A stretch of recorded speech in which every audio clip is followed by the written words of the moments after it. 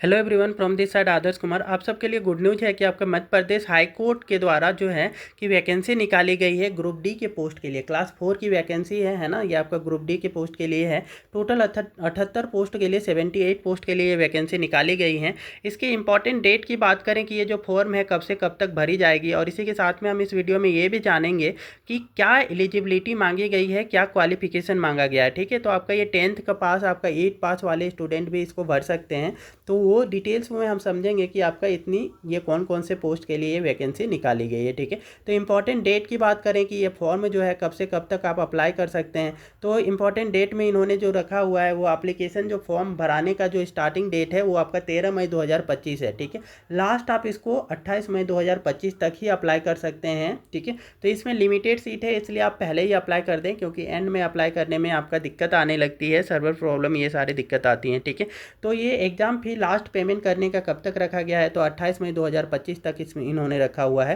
Correction करने का last date जो इन्होंने बता रखा है वो 1 जून 2025 रखा हुआ है। ठीक है, 1 जून 2025 में तक आपका है कि इसको करेक्शन कर सकते हैं। ठीक है, एग्ज़ाम डेट जो है एज पर दी शेड्यूल आपका लिया जाएगा। ठीक है, तो अप्लीकेशन फ़ी की बात करें तो अप्लीकेशन फ़ी जो इन्होंने रखा हुआ है वो जनरल हो गया, अदर स्टेट के जो स्टूडेंट अप्लाई करेंगे, ठीक है, उनके लिए 200 रुपये रखा गया है कि आप अदर स्टेट से अप्लाई करते हैं मध्य प्रदेश हाई कोर्ट के लिए, तो वो आपका जनरल कैटेगरी के जैसा ही ट्रीट किए जाएंगे और उनको भी 200 रुपये ही पेमेंट करना होगा। ठीक है, उसमें आपका कोई भी कैटेगरी का आप लगाते हैं SC ST OBC, तो उसमें कोई आपका रिजर्वेशन का कैटेगरी में नहीं आते हैं अदर स्टेट का होने की वजह से। ठीक है, तो इसलिए आपको क्या है कि वहाँ पर 200 रुपीज़ अदर स्टेट को रखा गया है। ठीक है, वही आप शेड्यूल कास्ट, शेड्यूल ट्राइब्स और अदर बैकवर्ड क्लास की बात करें तो उनको 100 रुपीज़ पे करना है। ठीक है, तो पे exam fee through the debit card, credit card, net banking fee, net banking के थ्रू आप कर सकते हैं इनका पेमेंट। ठीक है,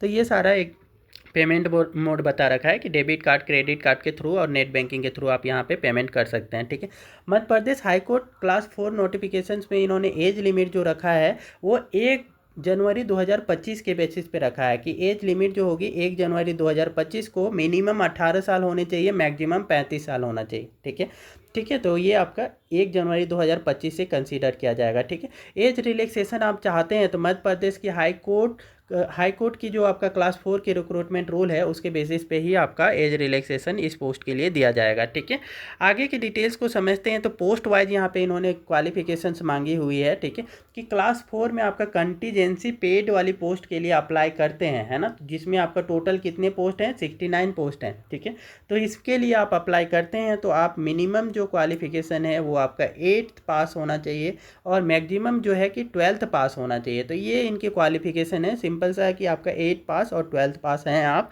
तो ये क्लास 4 की कंटीजेंसी पेड वाली जो पोस्ट है उसके फॉर्म को अप्लाई करने के लिए एलिजिबल हैं। ठीक है, तो इसी के साथ में आपका लिफ्ट मैन की बात करें तो लिफ्ट मैन जो आपका लिफ्ट को ऑपरेट करने वाला बंदा होता है, ठीक है, वो लिफ्ट मैन की पोस्ट के लिए इन्होंने जो लिमिट, एज लिमिट जो रखा गया उसके साथ में आपका क्वालिफिकेशन जो मांगा हुआ है वो 10th पास रखा हुआ है ना, कि 10th पास आप हैं तो आप लिफ्ट मैन के पोस्ट के लिए अप्लाई कर सकते हैं। और साथ ही आपका 12th पास मैक्सिमम आपका मांगा गया है कि आपका क्वालिफिकेशन में कि 12th पास मैक्सिमम आप हैं तो आप इसके लिए एलिजिबल हैं। ठीक है, और इसी के साथ में इसमें एक्सपीरियंस मांगा गया है, क्योंकि आपका लिफ्ट को ऑपरेट करने का ये आपका टास्क इनको आना चाहिए। ठीक है, तो वायरमैन लाइसेंस होना चाहिए, वायरमैन का जो है कि आपके पास लाइसेंस होना चाहिए and experience in the lift operation. ठीक है, और लिफ्ट को ऑपरेट करने का एक्सपीरियंस होना चाहिए 2 साल का। ठीक है, 2 year experience in handling work relating to the operation of the lift and knowledge of electrical work connection with the lift et cetera. ठीक है, लिफ्ट कनेक्शन से जो है कि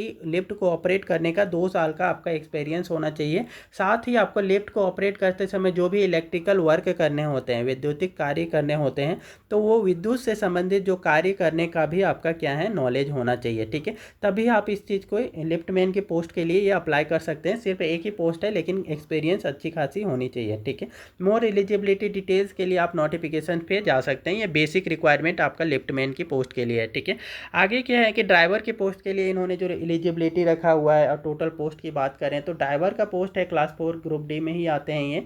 ठीक है, तो आपका टोटल 8 पोस्ट रखा गया है हाई कोर्ट की ये आपका वैकेंसी में। ठीक है, मिनिमम क्लास कितनी आप होनी चाहिए, तो 10th पास होना चाहिए, मैक्सिमम 12th पास होना चाहिए, वैलिड ड्राइविंग लाइसेंस उसके पास होना चाहिए और साथ ही साथ experience of driving all types of vehicle, है ना।